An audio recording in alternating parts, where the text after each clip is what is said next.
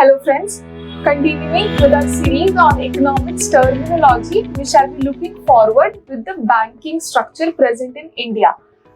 You can follow my previous videos as well for understanding the basics of economics terminology. This would be beneficial for all the college going students or the students in the 10th level or even for the competitive exams or UPSC में तो particularly GS3 में you have the very economics का पूरा subject.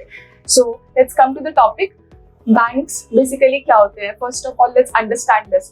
Bank एक ऐसा financial institution है that accepts your deposits.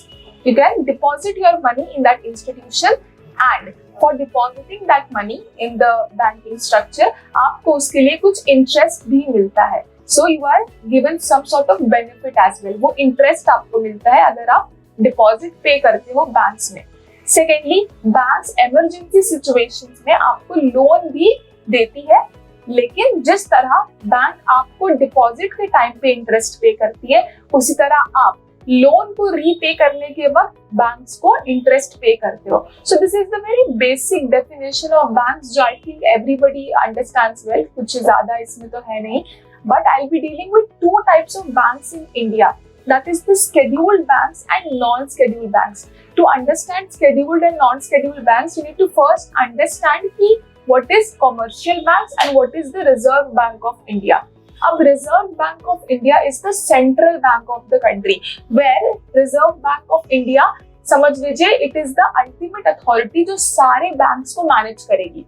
So जो commercial banks है वो उसके बच्चे हो गए and RBI is the father. तो RBI would manage all the activities of the commercial banks. On commercial banks सारी activities RBI के rules and regulations के according ही manipulate करते हैं.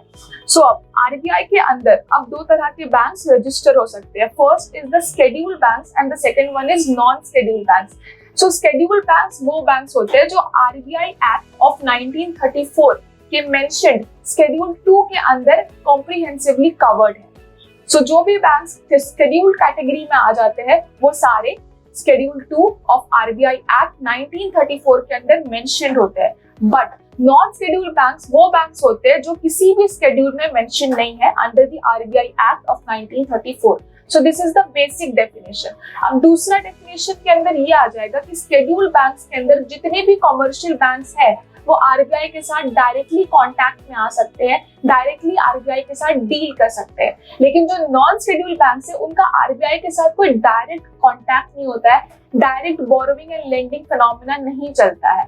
अब शेड्यूल्ड बैंक्स में कुछ मिनिमम पेड अप कैपिटल होता है, यानी कि उतना कैपिटल उनके पास इनिशियली प्रेजेंट होना ही चाहिए और वो मिनिमम पेड अप कैपिटल है ₹5 lakh.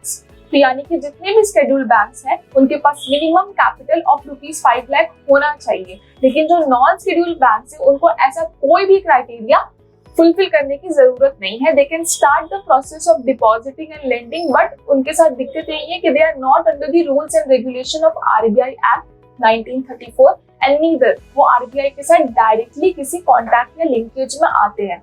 So this was about the two types of banking structure comprehensively present in India. दो और तरह के बैंक्स भी होते हैं which I'll be dealing further in my next video.